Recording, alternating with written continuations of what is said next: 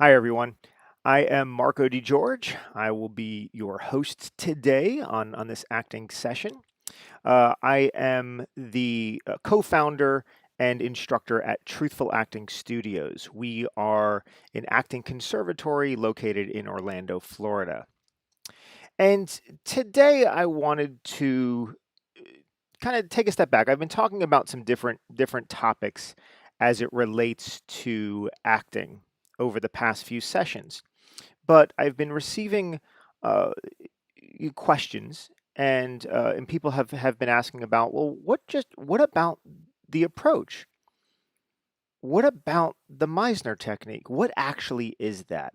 And if I want to study at your school, or if I want to study at a different school, how do I know what school is best for me? How do I know which technique is best for me? And so, could you just help me understand what is the Meisner technique? And so that's where I thought we would then come back and just start right now is like, okay, let's just talk about the Meisner technique.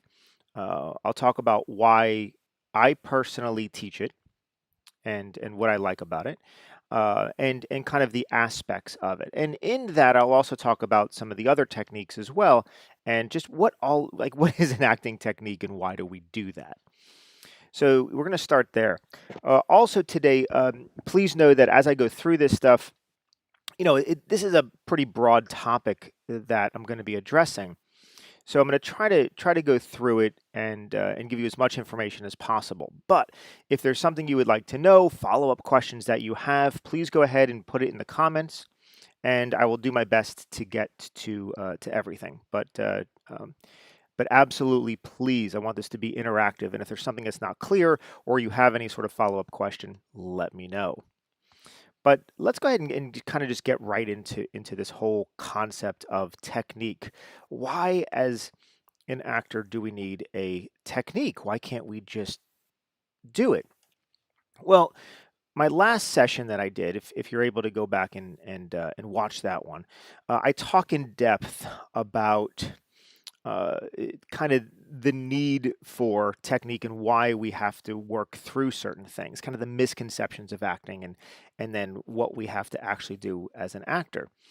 And one of the misconceptions was that, well, most people think that we're naturally born with this talent. And so if you think that we're naturally born with the ability to act, then you might not understand why we have to have technique and skills to do it.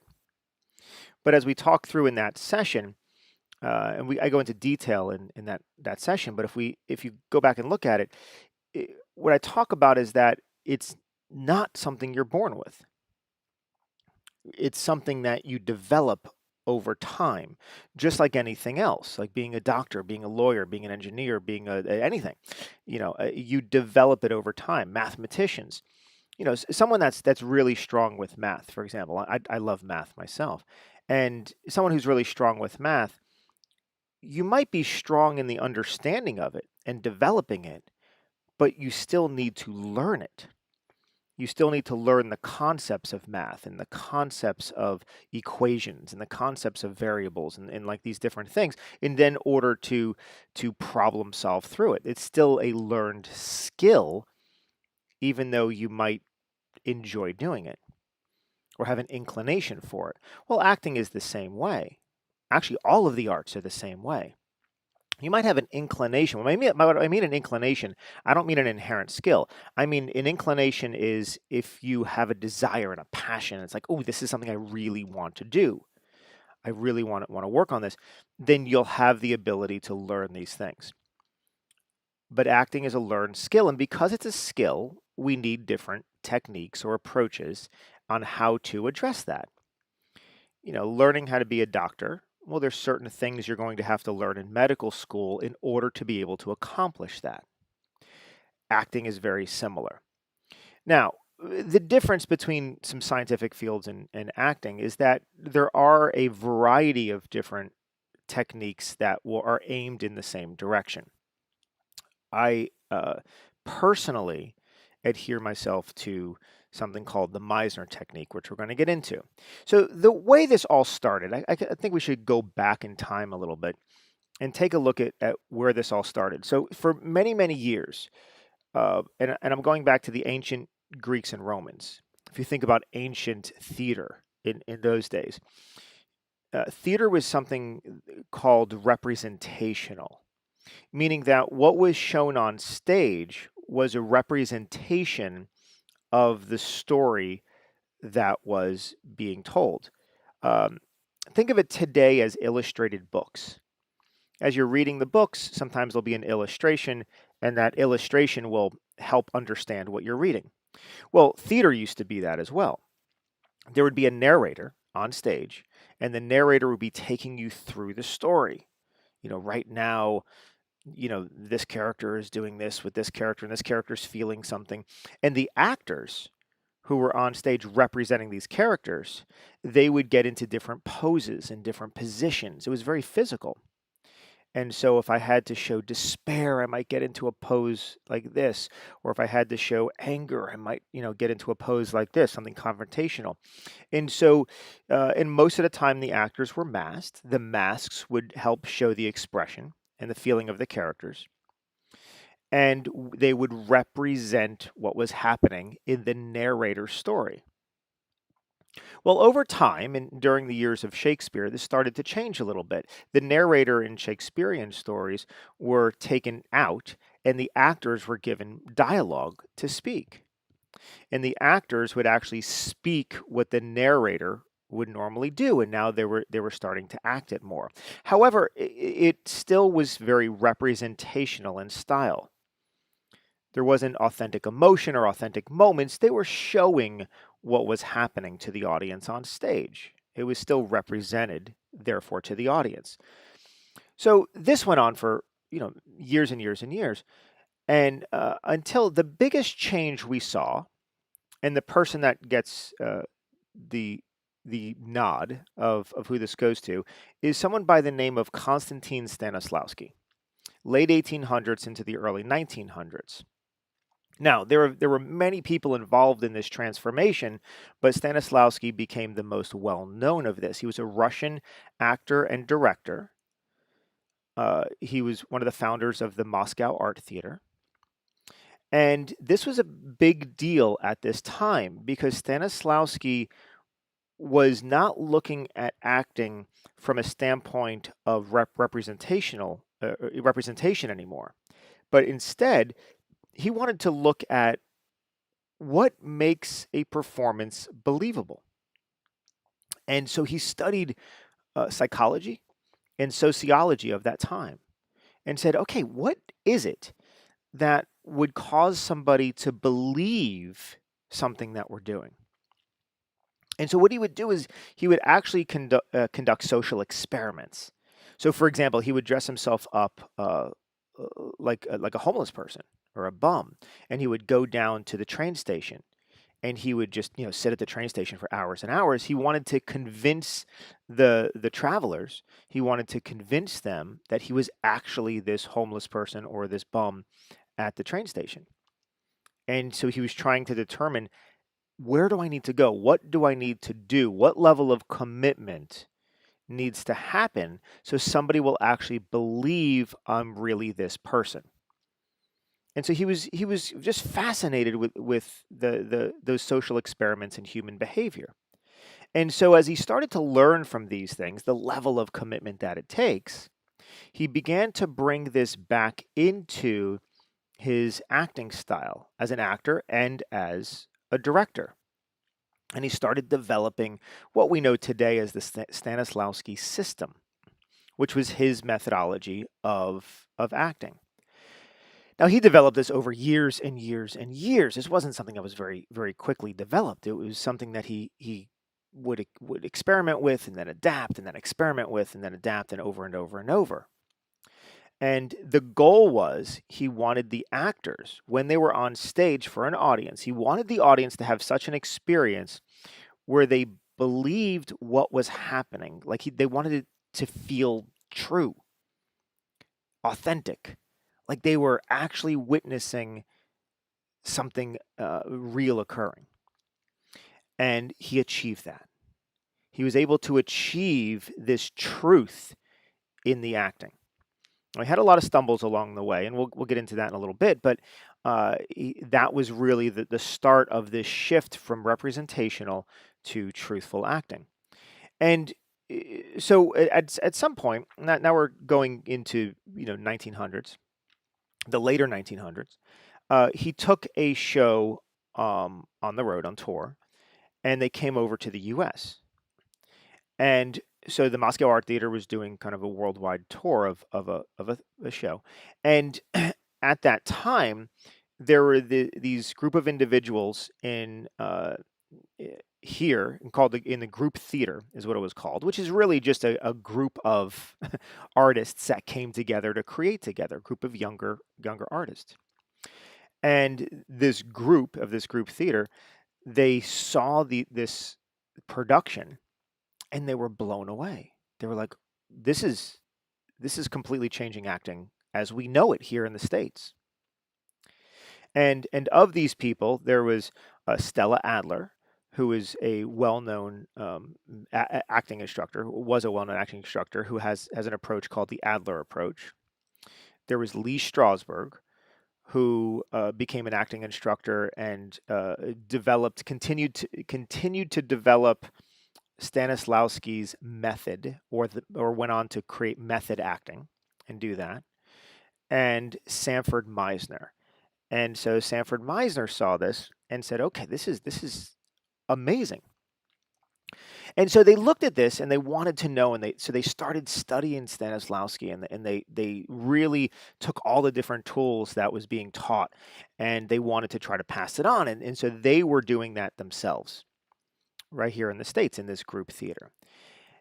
But something happened at one point, and it was the fact that there's this thing that Stanislavski dabbled with called effective memory or emotional recall. And it was one tool that the group theater did not agree with or did not fully get on board with. And emotional recall is an idea where you can, let's say something traumatic happened to you earlier in your life. Well, you can visualize. Now, visualize is different than thinking about. Visualizing is when we, with all of our senses, we can kind of bring back that experience. So we relive that experience in our mind's eye of something traumatic, and we can then take the emotion from that event and pull it into the here and now, and then use it in our acting. Now, from a psychology standpoint, it works, because this is the basis today of some trauma therapy, of healing certain things in our past.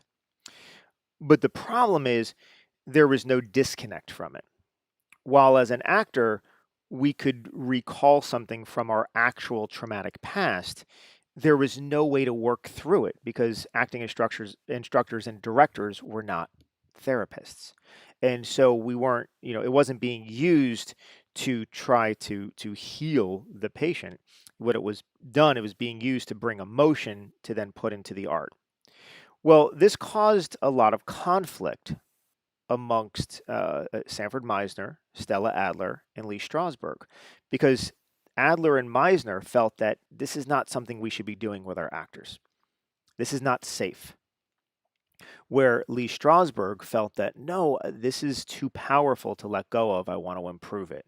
And then the group theater started having issues.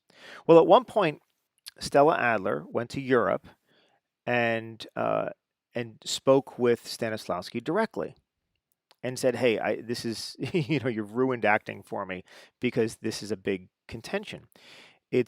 I don't like what we're doing with our actors with this emotional recall." And he says, "Oh, I agree. I've abandoned that." He's like, "I tried it. It was effective for what I was trying to do. However, I was having issues with my actors having emotional breakdowns and some of them being hospitalized for it." He's like, "It's too dangerous. I've replaced it with these tools instead." And it was imagination work and some other things. But I've completely stopped the use of those tools. And she was so excited, and she came back to the States and told the rest of her team and said, "This is great. We don't have to use that anymore." And that was the point where that splintered the group, because Lee Strasberg said, no, I'm still going to use it. It's too powerful of a tool. I will improve it and build upon it, and I'm still going to use it. And that is the birth right there of method acting in the States, which is what Lee Strasberg went on to create the method. Where Stella Adler went off and created something that was based more in pure imagination work, in about imagining who this character is that you're going to portray, and then learning how to step into that imagination. Where Sanford Meisner did something a little different. He said, okay, well, Stanislavski started with psychology. I'm going to start there too. And he actually, if you look at what Meisner created of the whole, it's founded in the human psychology and behavioral psychology of the times that he created it. And so he looked at the root issue, and he says, okay, so if I'm watching a performance on stage, and let's say I'm watching an actor that I just truly believe. I believe that they're really having this conversation. I believe that they're in it. I believe the things that they're feeling. It's like I'm watching something real. Versus if I'm watching a performance and an actor is clearly playing a part. They're clearly an actor saying words or saying dialogue and then responding to things. It feels false. He was like, what is really the difference? How do I, as an audience member, how do I really know what that difference is? And he brought it down to one simple thing. And it was this idea is listening. He's like, oh, when the actors are listening to each other. Now, listening not meaning hearing, like we're not hearing our cue lines and then responding with our next line of dialogue, but really listening as human beings do in a conversation. Listening to try to understand and then react and then respond. The actors that were truly listening in the moment, they were really alive. They were hearing it as if for the first time. That felt truthful. But the actors who weren't listening, meaning they were just waiting for their turn to speak, they weren't authentically taking in what was being said to them or how it was being said to them. They were responding as if by default or habit. He said, then it felt false. He said, okay, so listening, that's the key. So we just got to get actors to listen. So he looked a little further and said, okay, well, why are all actors just not listening? This should be pretty simple. And what he found is that self-consciousness gets in the way of our listening. The reason that we're not able to just stand on stage and really listen to another actor, another human being, is our focus is turned inward. We're worried and we're focused on what we are doing instead of focusing on what the other person is doing. And so he says, okay, so actors are self-conscious and therefore they don't listen.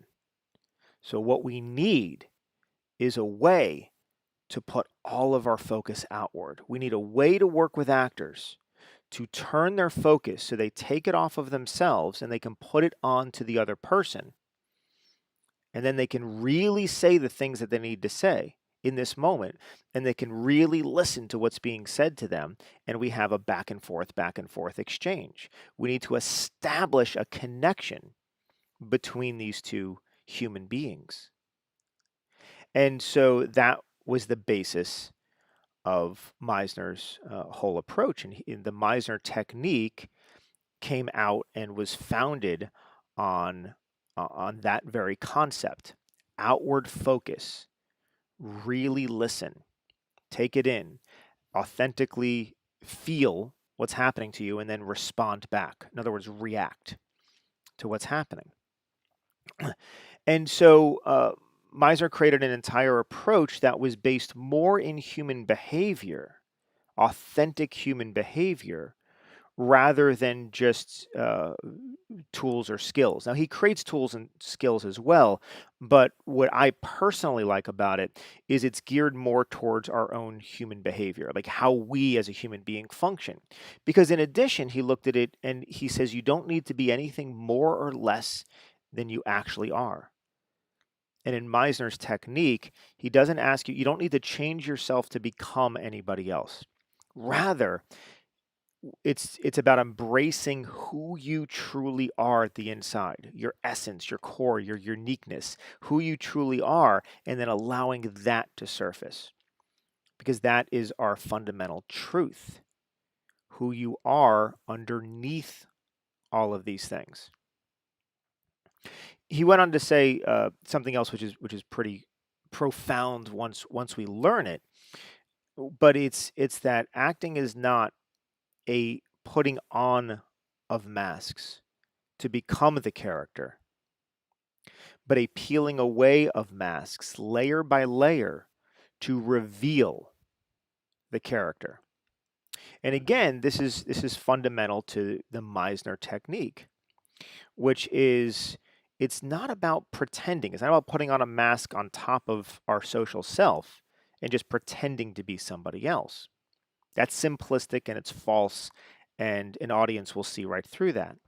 But what we need to do is begin the difficult work of shedding away our own social masks to get to what we call our core instinct or our core essence.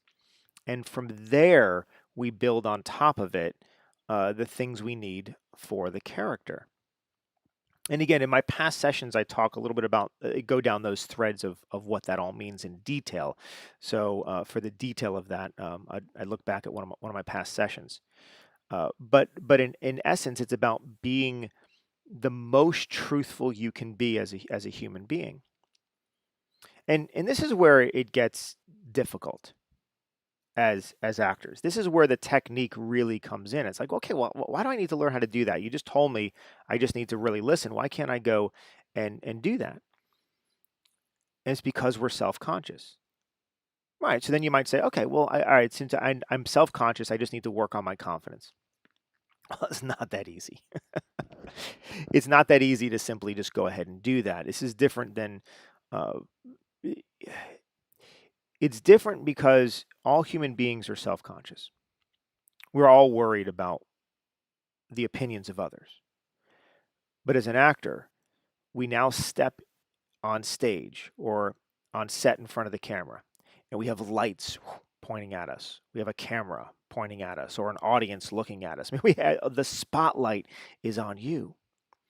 So your self-consciousness is heightened. And now you're also asked to now reveal the most vulnerable parts of yourself. Not fake it, but reveal the most vulnerable parts of yourself. Now, we have a hard time doing that on a normal day in front of people we know and trust. But now in front of a cast, a crew, an audience, that's what we have to do. And so the vulnerability level is extremely high. And so we must learn how to address that and work through that in the most effective way possible and in the safest way possible, so we actually have a good time doing that. Because I mean it's difficult. And so the technique, what I love about Meisner's technique is it's geared at working at the human being. It's not so much, oh, this is a technical skill, this is a technical skill. It's not so much doing that, but it's looking at, okay, to really get down to the core of who you are, we have to work there. We have to give yourself permission to allow the uniqueness of you to come out, the parts of you that you may hide on a daily basis. We have to allow you to honor every single thing that you feel, meaning your emotions and your feelings. We have to allow yourself to honor those and then allow those to come out. So not only, like, let's say you feel something, you have an emotion. It's not just about honoring the emotion internally, it's about fully accepting it and allowing it to surface and then allowing it to express. Well, if any of you were most of you, I would say, um, as I was, and as most human beings are, we are uncomfortable freely expressing emotion. So and we've been taught that. We've been taught that in society, and we've been taught that in our own lives. When we express emotion, typically it may not go well with others. Going back to middle school and high school, either you're made fun of, or you're called names, or you're called dramatic, or whatever it is, or parents or loved ones tell you not to express it, or you have to be strong instead of allowing yourself to express emotion. So, in all of these different ways in our society, we have learned that emotion is some sort of representation of weakness. But now in our acting, our emotion is our strength. And I believe as a human being, our emotion is our strength.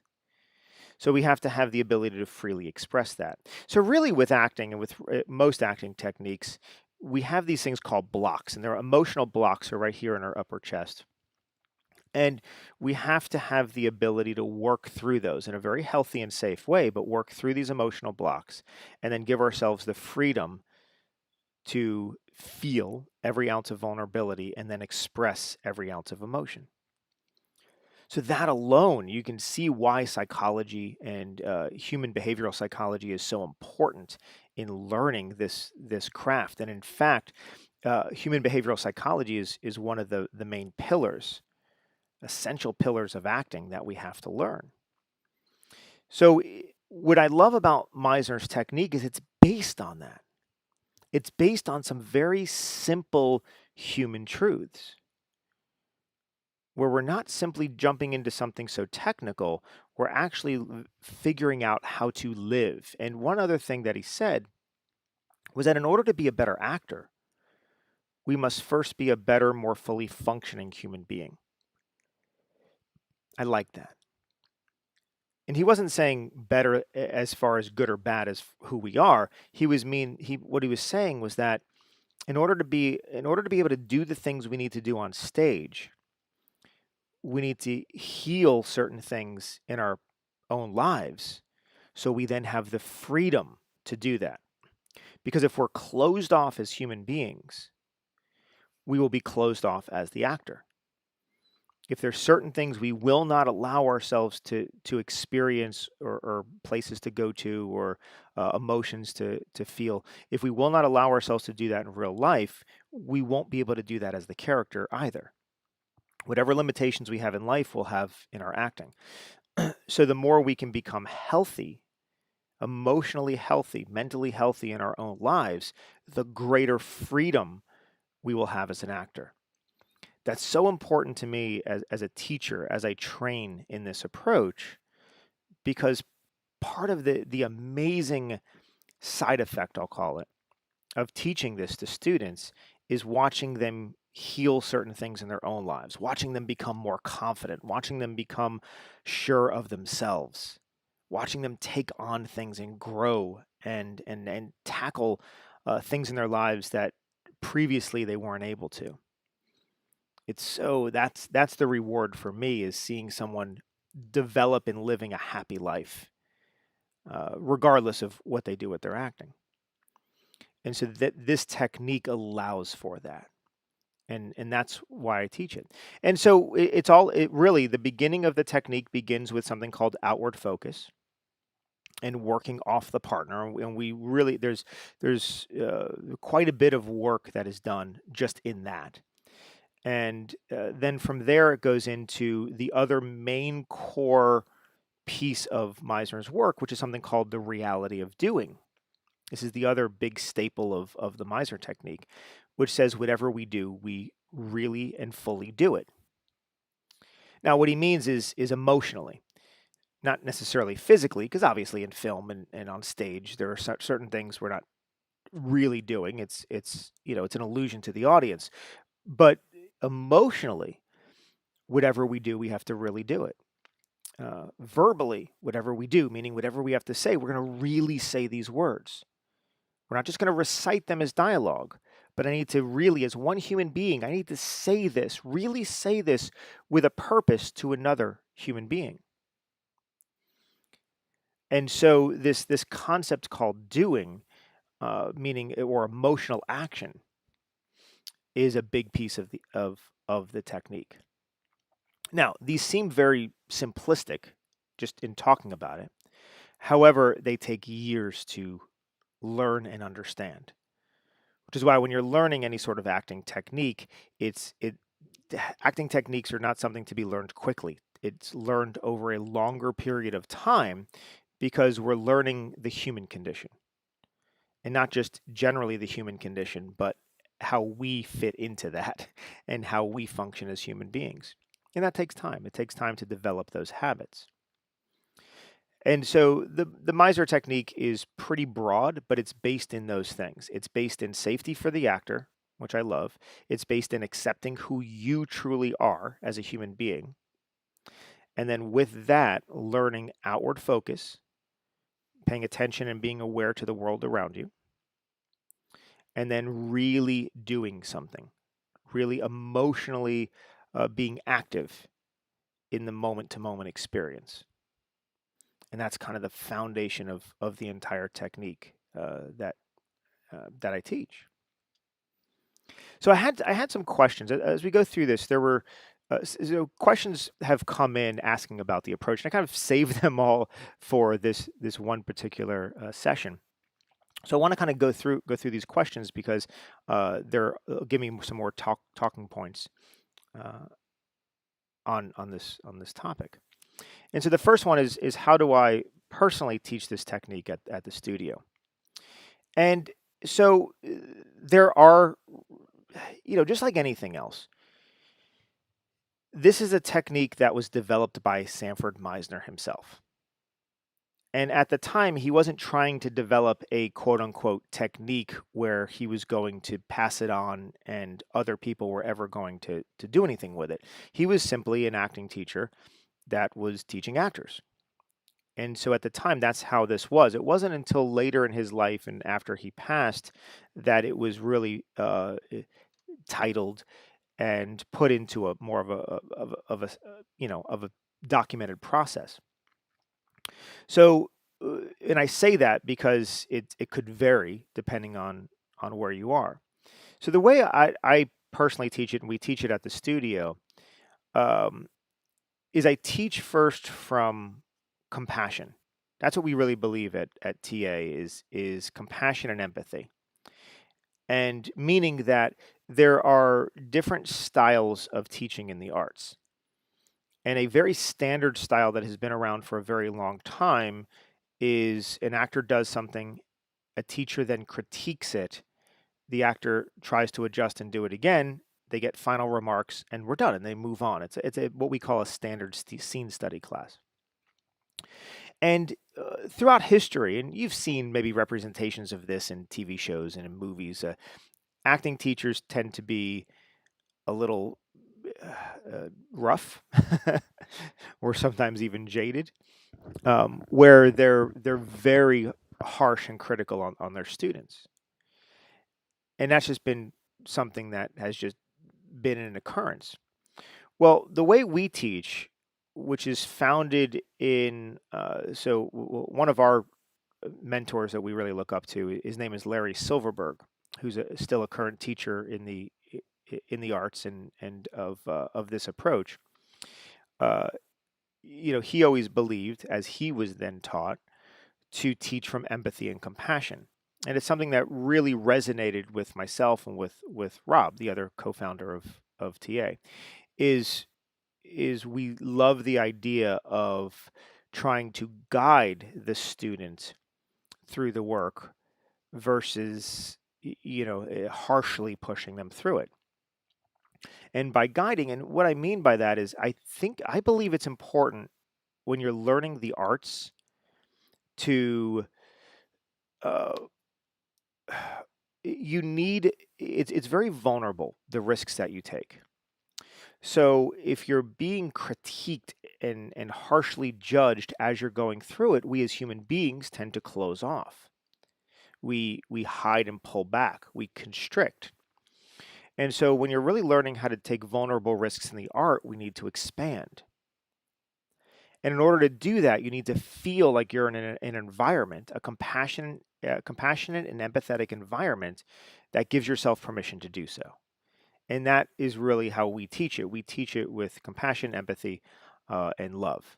Now, it doesn't mean we don't push our students. I'm pretty direct with my students on what needs to happen and where they need to go.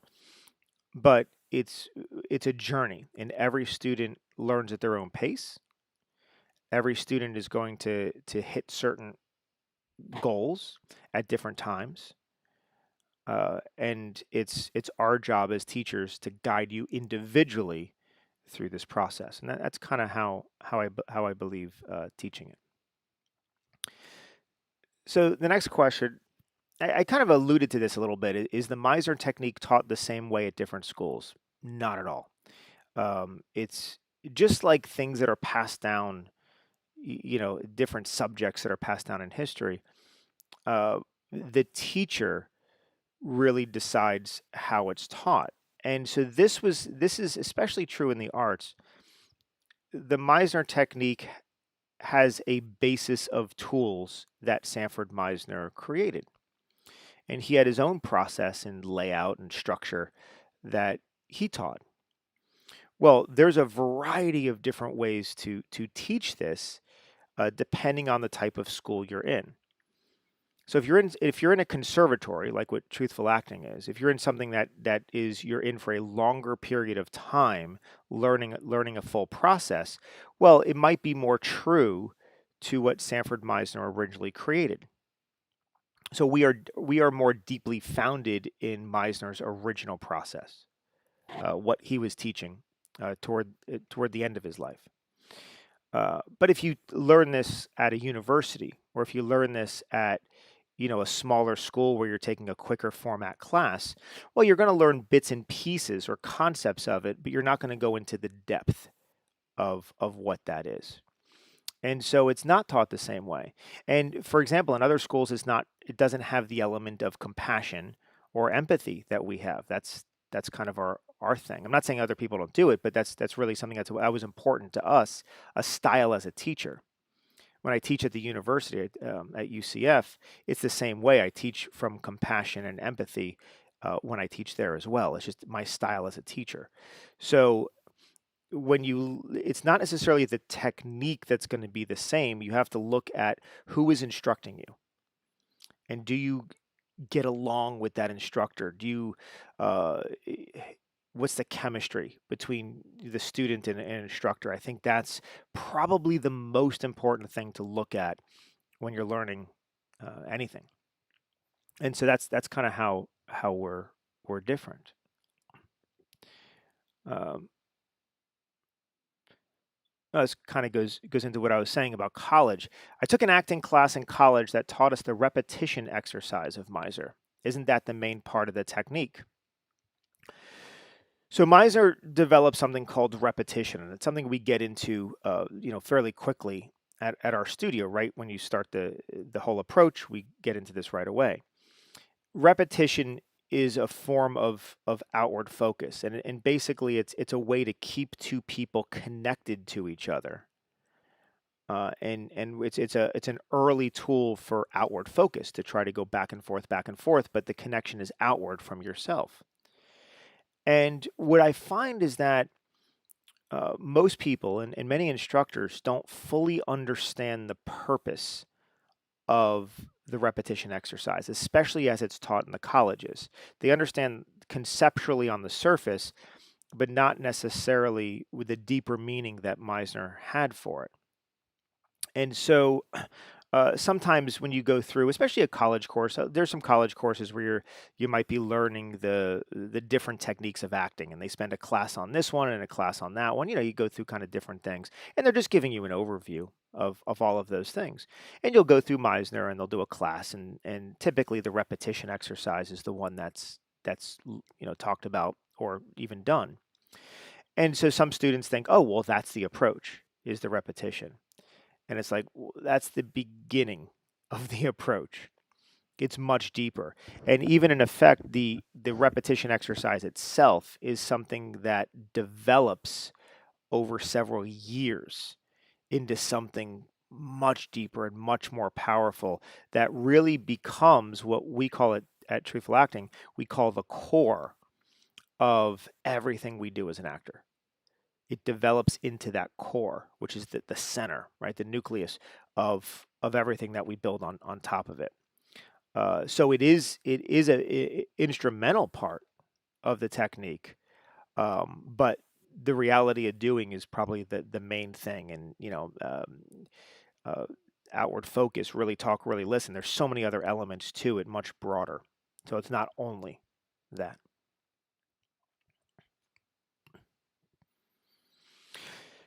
This is a question that I receive quite often. I'm worried about having to use my past experiences for my acting, and how does that work? So, as I talked about the history of acting, the uh, the biggest part of that was this disagreement on emotional recall.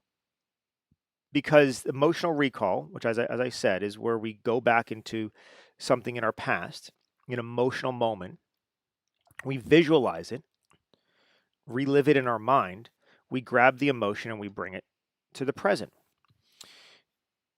Well, today that is kind of one of the main tools of the method or method acting. And because of that, it gets a lot of attention because it's controversial even today, as it has been for decades. It's controversial in its use. And because while it is effective, it's dangerous. It's dangerous to the actor using it. It's dangerous to the other actors around them. It's dangerous to the production. There's a lot of when you're actually bringing someone through a therapy type process, and then you're recalling these things and then just leaving them alone. Who knows what's going to happen? And and it can be very damaging. So, because it gets a lot of attention in the media and social media, and it also is also misunderstood. Like we think certain actors use it that don't, just because they're just so good. Um, then when we want to get into acting, we worry about, oh well, do I have to do that? And so, first of all, no, you don't have to use it. And really, it's one of it's one of the tools that are used in our industry that I do not like at all. I highly recommend to avoid it. I think new actors should not be learning this because there are much better tools available. It's dangerous. It's dangerous for the actor if they're using it without fully understanding it. And it's dangerous for a director to try to guide an actor through it when they're not a licensed therapist. It's a dangerous tool.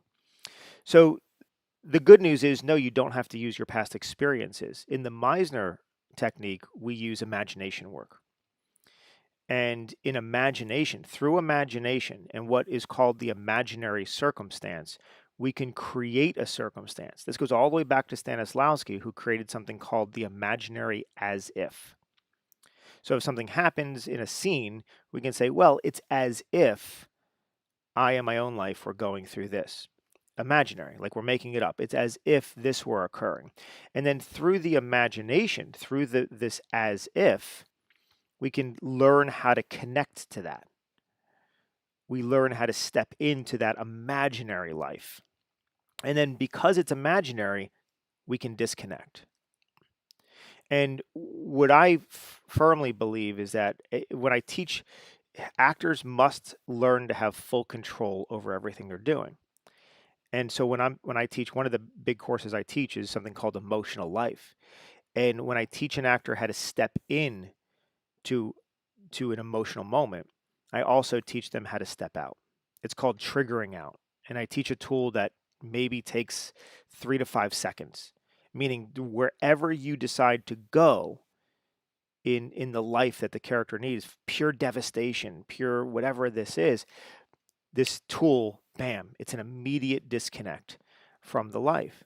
So therefore, as an actor, you have full ability, let's say you're on set or you're on stage, to go wherever you need to go for the character. And then when the scene is cut, we're done, you disconnect and you're fine. It doesn't have to affect you. It doesn't have to come with you.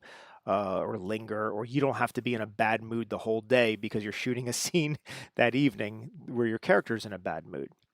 One doesn't have to affect the other. And in fact, we try to keep the two worlds separate. We want to keep you separated from this concept called character. Um, so no, you don't have to go into your past experiences. But I do understand it's a very common question, and it's something that many actors or potential actors are concerned about. So you're not alone there. So I received this one where the question was, are Meisner trained actors better than actors with other techniques? And I'm very biased towards the training that I do. I really believe strongly in what I teach and how I teach it. But no, not at all does it mean that because you train under one approach, it's stronger than another approach. There are so many different ways into this art, and they're all aimed in the same direction, which is truth on stage or truth in front of the camera. That's really where we're aimed at, is we want an audience to believe our performance, and we want them to feel the performance. That's really what that is. If they feel, if they have an emotional connection to what the character is going through, and they believe what the character, meaning us in that life, if they believe what the character is saying and what they're doing, then that's a win. And there are a variety of different ways into it. So, uh, in fact, so when I teach the the classes that I teach, like we have so many different semesters at our school, but like whether even the classes that are labeled Meisner, you start with Meisner 1 and then go on to Meisner 2, and I even have a Meisner 3. They're labeled that because the foundation of the approach comes from that lineage. It comes from Meisner, and it comes from Silverberg, and it goes all the way up to Stanislavski. I mean, it comes from that lineage. But it's still, there are many other things that are mixed in with that. The only way to truly learn the Meisner technique would be study with Sanford Meisner, which is not possible anymore. He passed away in 1997. But I mean, he's the only one that could really teach his technique. When I teach my own way. Now it's based and founded in that, but it still has aspects of classical training. I'm a big fan of classical training. Classical training is what is taught in European countries, where it's based more in London teaches that way, Australia teaches that way. It's based more. It's called classical because it's based more in Shakespearean and early trainings, but there's a lot of physicality in that. We work on the voice in that. There's some great tools that are used for that. So some of those things are incorporated even in what I teach. Um, so, which I'll go back to say that it's really about the instructor that you train with and not about the approach. I firmly believe that you need an instructor that is going to help guide you personally, that is going to understand you as a person and help you overcome the things that you need to overcome. I think that acting needs to be fun. It needs to be a happy and joyous, or exciting at least, experience for you. It should not be painful. And I believe it should be focused on the journey and not on a destination. The journey of acting is what's important. Because the truth is we never stop learning. We never stop training. We never stop gathering more information and evolving as the artist. So those are really the big things. But no, there are great actors out there that have all sorts of different techniques. And really, what I would hope for you is not that, at the end of the day, I don't want someone to identify you and say, "Oh, that's a great Meisner trained actor," or even "That's a great truthful acting actor." I'd rather them just say, "That's a great actor," and that's it. Because at the end of all of our training, the approach should disappear. The tools that we use should dissolve and blend. at the end of the day, in our all of our work on camera or on stage, we want a human being to be present, not the technique. The technique gets us there, but really you just simply want to live. And so it's that's really what I want. And you'll blend different pieces of all sorts of different techniques that you'll learn along the way. Whether you study at Truthful, and we have a blend of things that we teach, and then you'll go on somewhere else and learn something else and blend there. We have many actors that come to us already with a technique or a process. They've been acting for a decade already or even more, and they'll come to us, and then so we're adding on to that. So really you're going to kind of blend together what works specifically for you, and you will have a process that allows you to step into the life that you will have created based in all of these different things. So one is not better than the other. I do believe some methodologies are safer for the human being than other. I do believe some are more fun to do than others, which is why I really believe in what we teach in Meisner. Um, but no, there are some great actors and great approaches across the board.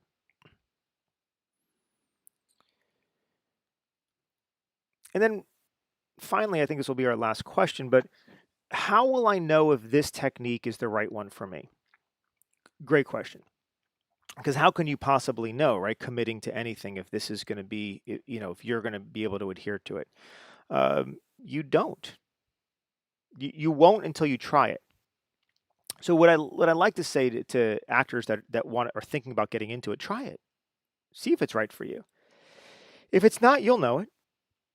Yeah, you'll know it. But the one thing I love about what we teach is that very rarely do we come across someone that this just isn't for them. I mean, I've come across students that are very closed off and just don't want to do the work. So they get into it and then realize, oh, wow, this is accessing actual vulnerability. I don't want to deal with that. And they might decide to not do it at that point, realizing what it really takes to be an actor. But as far as the technique itself, it's so much fun. That rarely do we come across someone it doesn't work for.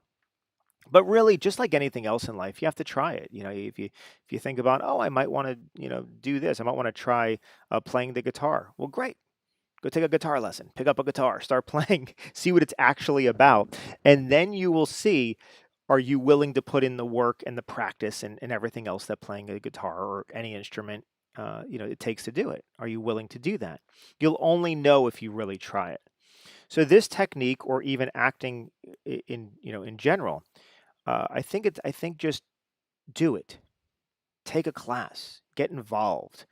Whether it's a class with us, whether it's an improv class somewhere, or whatever you want to do, but get involved in some way and see, does this resonate with you? And if you like doing it, then keep doing it. What I like to tell my students is you have to find the thing in life that you love, whatever that thing is. Find what you love doing. And once you find it, go all in. I mean, all in. Put everything in that direction and just do that over and over and over again. Find what you love and do it. And it's that was a pretty big piece of advice that was given to me many, many years ago. And it was the concept of, if you do what you love, everything else will fall into place. The money will follow, your life will fall into place. I mean, the universe basically will conspire for you. And when I really took that to heart and said, well, I love this. I love the arts. I love teaching. I love, acting. I'm going to do that. When I finally listened to that thing inside of me, my true heart's desire, then I went in that direction, and I've been doing it ever since. And so it's because we tend to work harder for the things we love, and then we feel self-appreciative. We feel much better about our lives and who we are because we're actually pursuing something we love. So you'll know if this is right for you because you'll know if you love it, if you'll know if you have a desire for it. And if you don't, find whatever that desire is and do that. If it's singing, sing. go take lessons and sing. If it's playing an instrument, go take lessons and do that. If it's dancing, then do that. Whatever it is, anything. If it's woodworking, do that. If it's math, do that. Whatever that is in life, do what you love. So we're beginning our new semester Monday. Wow, it's already this time. We're beginning it in a couple days. Um, if you're interested, or if you have any other questions for us about our studio or about anything that we talk about, anything we do, please feel free to reach out to us. You can reach out on our email. You can email us at info@truthfulacting.com, or go to our website at truthfulacting.com. We have quite a bit of good information there. Or you can call or text us at the number you see here on your screen. And when you call or text us, you get Sam. So my wife, Samantha DiGeorge, she is the one that handles all communications in and out of the studio. So she's the one that you'll be talking to. And but we're more than happy to answer any of your questions that you have. If you want to talk through it some more, we'll do that. But our semester does begin on Monday, this Monday, the 13th of September, and our semesters are they mirror what we do at the university, so they're longer in format. They're twice a week for a total of 28 classes. So it's equivalent to what we would say is a double semester. When I teach at the university, I do once a week for 14 classes. So this is twice a week for 28 classes. So similar length, we just double up on the sessions per week. And but we can talk through all of that with you. I would hope to have the opportunity to work with you. And until then, we'll be back soon. Check our website for our next session and our next topic. And I hope to see you all then. Thank you, everyone.